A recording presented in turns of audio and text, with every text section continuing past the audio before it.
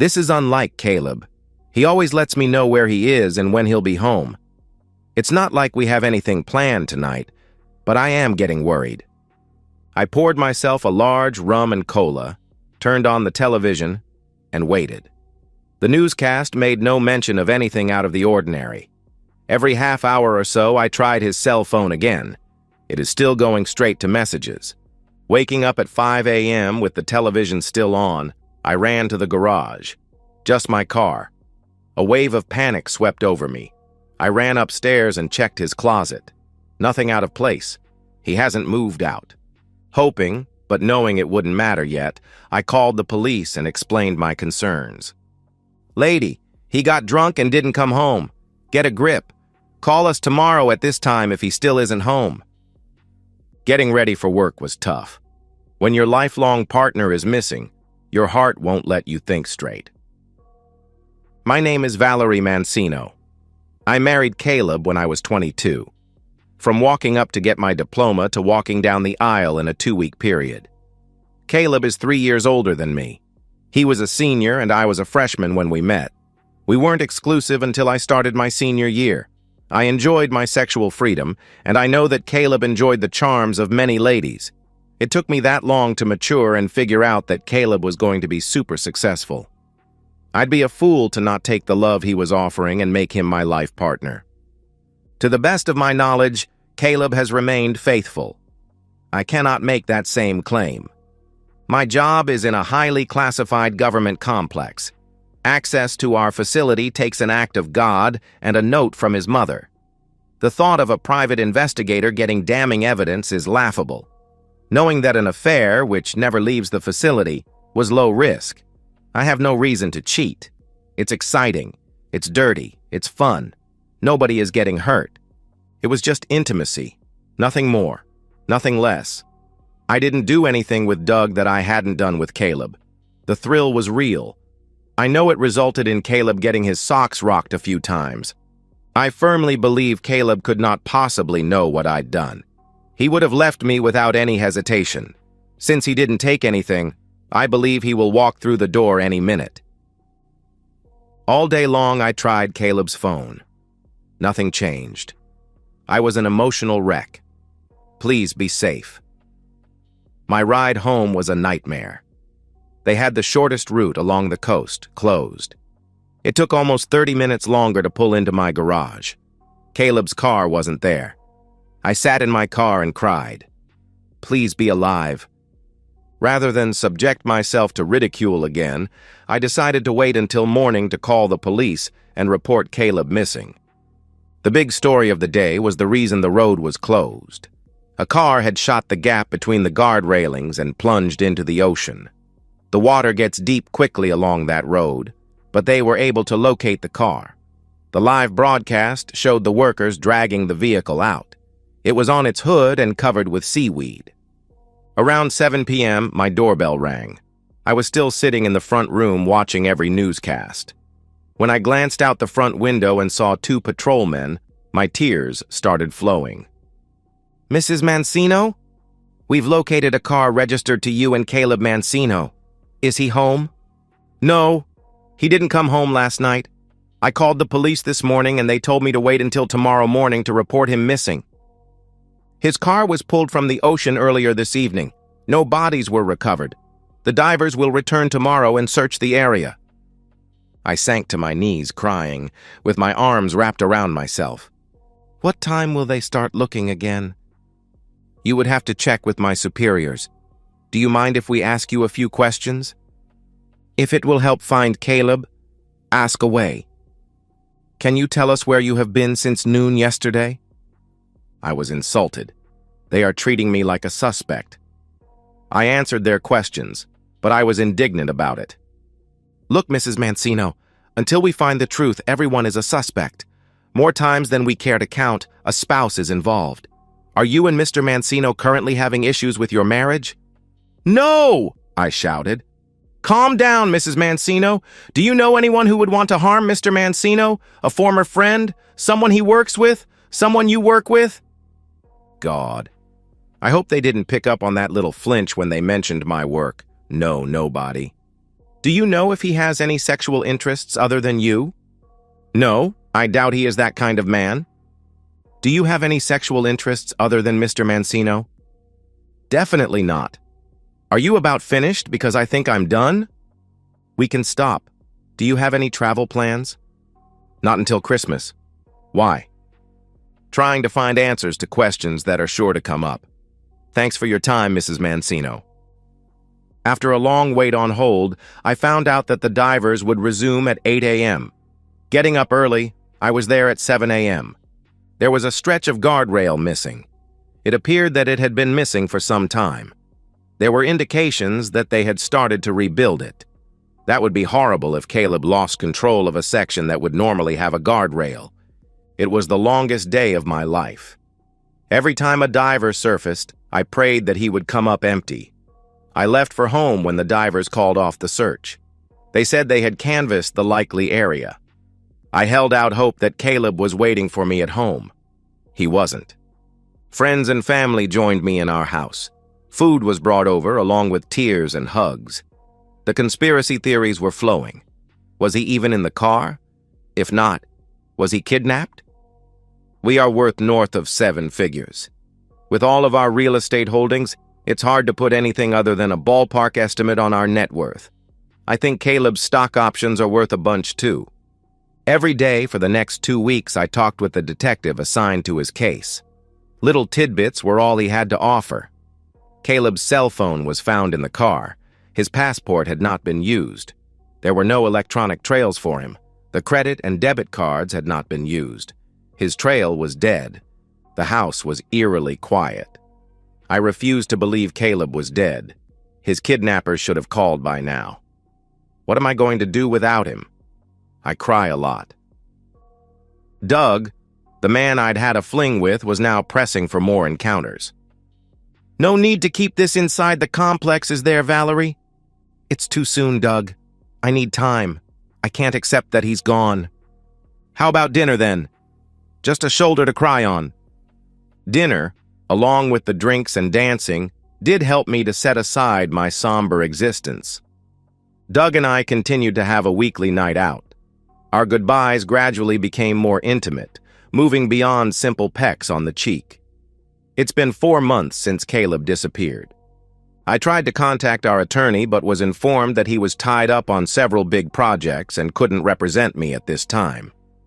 With some phone calls, I found a lady who agreed to take my case. Linda was a white-haired beauty who acted like my grandmother. We are now at the 7-month mark. In 1 year, I can file for divorce, taking my 50% of the assets. The remainder would be placed in a trust for Caleb. Once he is declared dead, those assets will be distributed according to his will. I'll get most of those assets too. The police had already figured that out, and I have been interviewed on several occasions. I'm innocent, and my story never changes. 9 months in, and I am resigned to being a widow. After dinner with Doug, we went back to my house and had intimacy. Fighting through several emotions made it difficult to enjoy it. Still, it had been many months without, so this felt good. We repeated the encounter a week later. Caleb can't be replaced. Doug is just a warm body. He doesn't make love to me. It's good for him, but it leaves me wanting. He doesn't care at all. The police had left me alone for the last 6 months. Detective Osceola was at my front door again. Detective, please come in. Mrs. Mancino, when I first interviewed you, you said you had no sexual interests other than Mr. Mancino. Do you remember saying that? I paled. What did they know? Should I request my attorney to be present? Detective, my attorney has advised me that she should be present at any further encounters. Let me give her a call. Linda talked briefly with the detective. Valerie, you've told me that you are innocent. I see no problem with answering this question. The detective continued. Again, you said you had no sexual interests other than Mr. Mancino. Do you remember saying that? Yes, I replied. Does the name Doug Blessant mean anything to you? I glanced at Linda. She nodded towards the detective. Yes, he and I work together. sliding pictures towards me of Doug and I having intimacy. Does work include sneaking off to room 309 and fornicating with Mr. Blessant? My stomach cramped. I was sweating. We have had intimacy. So you lied, the detective pressed. Yes, but I had nothing to do with Caleb's disappearance. To me, that's just another lie. Did you and Mr. Blessant conspire to harm Mr. Mancino? Linda objected. This interview is over. Come on, Valerie, we need to talk. The talk didn't go well for me. I told my story over and over. Every detail remained the same. I was innocent, and my story wasn't changing. Linda suggested that possibly Doug took things into his own hands. I guess anything is possible. Where did those pictures come from? Who else knows? This is not good. Caleb wouldn't understand that this meant nothing. I was ashamed of myself for thinking that it was a good thing he was dead and didn't have to deal with this. From the perspective of Caleb. My name is Caleb Mancino. I've been married to Valerie for 8 years now. We want kids but decided to wait. It's never going to happen now. After college, I was very successful as soon as I hit the bricks. Within 2 years, my startup company went public. A year later, we were acquired by a venture capital group.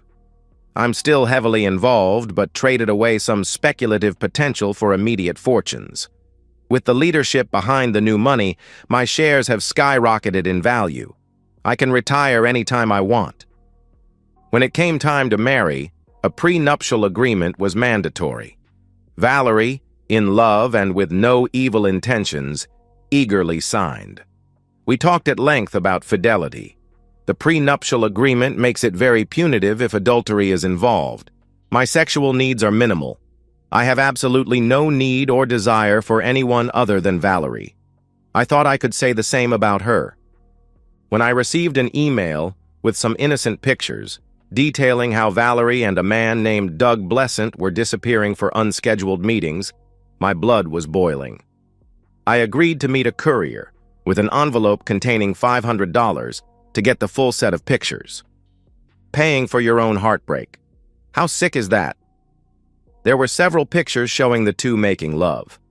All of these would be inadmissible in court. I needed my own evidence. Valerie works in a government complex that would prevent me from acquiring the needed proof of her infidelity. I had to come up with a way for the lovers to have intimacy outside of work. After working out the details, I got busy.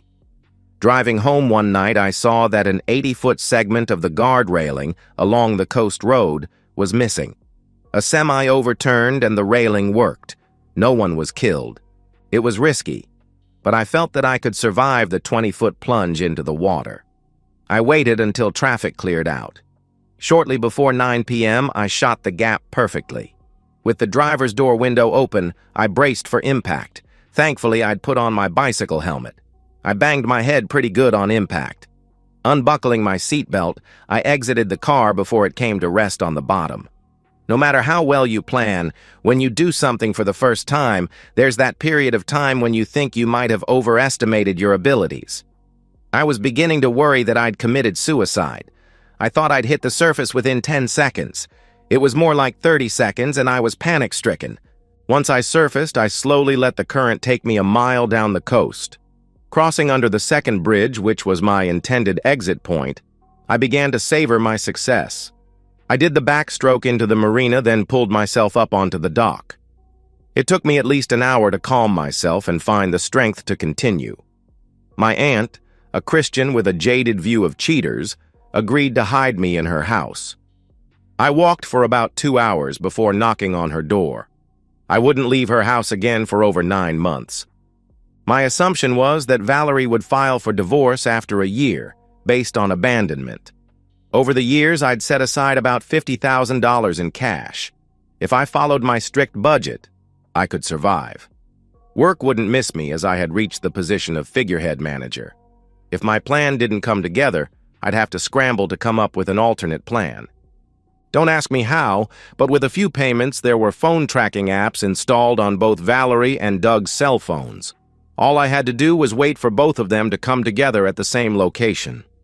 As time went by, they began meeting weekly. That made my investigator's job easier. I'd let him know when the lovers were together, and he'd set up his surveillance. I was burning through my $50,000 at a manageable rate. I spent my days writing short stories, reading similar, and keeping track of the lovers' phones. After months of surveillance, I wasn't sure my plan was actually going to work. Reading the weekly reports from the investigator, it became clear that things were escalating. I doubt we get anything usable the first time they copulate outside of work. My hope is that they are creatures of habit and return to wherever to do it again. 281 days after my accident, I had what I needed. Doug and Valerie spent the night loving each other at my house. After the first time, my investigator wired the bedroom. It was my house and my cameras, which made all of it admissible in court. Before I disappeared, I'd apprised my attorney, Alex Harkins, that I might go missing for a while. He agreed to represent only me in any family matters. Once I had my proof, I contacted Alex. He filed the petition for divorce. To make Valerie's life a bit complicated, Alex sent a copy of those original pictures to the police with a typed note identifying the people and places involved. We also planted the idea that my life was in jeopardy from the gold-digging pair. Coming out of hiding, I figured that I would face some legal consequences. Alex said it would be insignificant stuff since I never did anything illegal. I'd likely have to pay to recover my car. The city might come after me for restitution of the time that law enforcement spent looking for me. Against the bigger picture, it was a drop in the bucket. My first stop, coming back into society, was to talk with the police. In a city several miles away, we met in a conference room at a hotel. I spent 5 hours answering questions. Once dismissed, the news crew interviewed me. It was broadcast live on the local evening news. There was no reason to talk with Valerie. I'd long since spent my anger. She was nothing to me now. Get the legal stuff resolved and move on. Back to the perspective of Valerie. There was a car parked on the street in front of my house. I noticed a well-dressed woman sitting in the driver's seat. She was obviously waiting for me. "Mrs. Mancino?" "Yes, can I help you?" I asked. "You have been served. Have a nice day." Oh, crap. Is someone suing me for who knows what? I tossed it on the kitchen table and fixed myself a drink. I flipped on the television and watched in horror.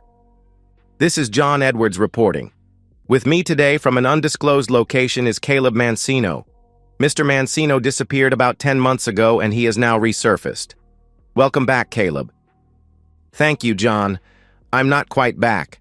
Until my divorce is final, I am staying in hiding.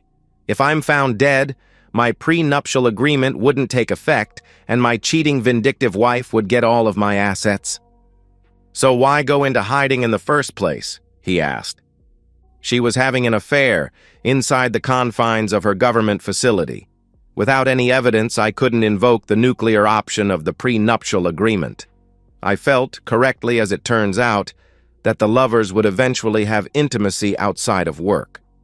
Once I had my proof, I started the divorce proceedings.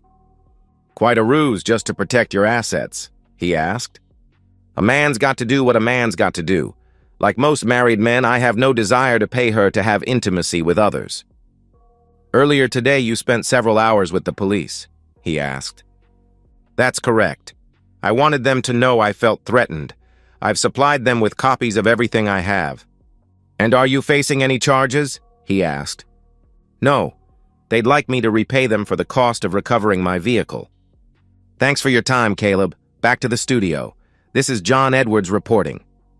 I raced to the kitchen and tore open the envelope. It was a petition for divorce. I woke up later on the floor. As it seemed, I fainted. I'll walk away with scraps, and for what? A few stolen moments of excitement to feel dirty, or was it the cheap thrill of getting away with something? Something I didn't get away with after all. Switching back to the perspective of Caleb. Spending the evening talking with those who were once friends, my return was met with what can only be described as collective disdain. The only ones who were glad to hear from me were my brother and sister. Alex called to inform me that Valerie had been served. Her lawyer, a lady neither Alex nor I knew, called and informed Alex that Valerie wanted to meet. "Do I have to?" I asked. "I suspect she'll ask for counseling if you don't. My guess is that you're headed to counseling anyway. The judge assigned to your case has a proven record of ordering a few months' worth. Let's make her wait." I didn't attend any of the courtroom hearings. When your attorney holds power of attorney in the matter, you just sit and wait for the call. "Clear your calendar. He ordered 12 weeks of counseling. She's counterfiling on grounds of mental cruelty.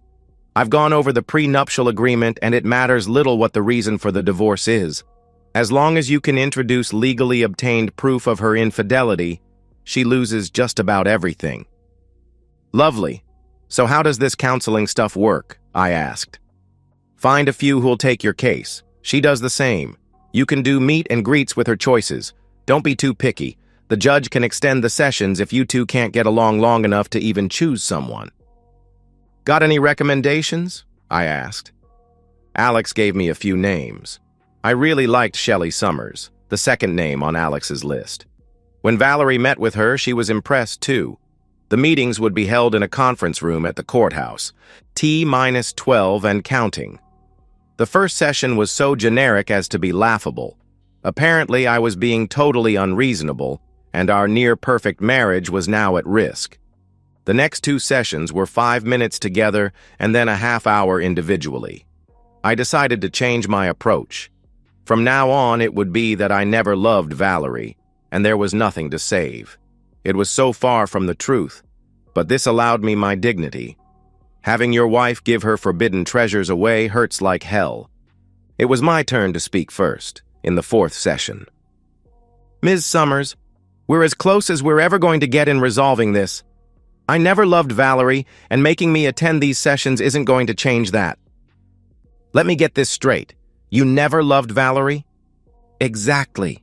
There is nothing to be saved." "Valerie, do you understand this? This just isn't true. No one is that good of an actor. He loved me. He still loves me. I screwed up, but we belong together." "Caleb, your response?" she asked. "She has sporadic memories. She can't remember everything, like parts of her wedding vows, so she remembers things that help her cause." The rest of the hour was a test of my resolve. I passed with flying colors. "Well, I think we've used up our time tonight. I look forward to next week." Not wanting to talk with Valerie, outside of court-mandated sessions, I waited until the elevator swallowed her whole. I used the stairs into the basement, then left through the maintenance entrance. Valerie was fighting a losing battle. Shelley continually scolded her that telling me I was wrong about how I felt was wasting everyone's time. At the end of the 7th session, Valerie finally got the hint. "You just don't want to be married to me, do you?" "That is correct. Not now. Not in the future." The last 5 sessions were canceled. I was a free man soon thereafter. Valerie complied with the court orders to vacate the house, leaving her car and jewelry behind. She left a note pleading for another chance. I shredded the note. Valerie and Doug were both terminated with cause. Doug's wife divorced him. If I knew where he went, I might try to make his life tough. I have better things to do, so it's in the past. When the holidays roll around, Valerie sends greeting cards. She never fails to invite me out to dinner and whatever. It's tempting, but that ship has sailed. Valerie and I both fared well when the book deal was completed. It did make for salacious reading. The enhanced sexual encounters, completely fictional, made me out to be a self-absorbed lover. That was Valerie's attempt to get back at me, as it is completely untrue, but it actually worked well for me. Many ladies, having read the book, were now making my nights blissful. Collectively, they are doing an excellent job of teaching me to think about others' pleasures, thus improving my skill set. Some of those ladies are better than others at masking their gold-digging intentions. Taking the pleasures being offered by them almost makes me happy that Valerie did what she did. Almost. But there is still that tender spot in my chest that never seems to heal. And so, we've reached the end of today's story. Was it what you expected, or did it take a twist you didn't see coming? I'm curious to hear your thoughts. Share them in the comments below, and let's get a conversation going. If this story kept you hooked, make sure to hit that like button. And if you're new here or just haven't subscribed yet, now's the perfect time to join our community. I bring you fresh, captivating stories every day, so click that subscribe button and turn on notifications so you never miss out. Thanks for watching, and I'll see you in the next one.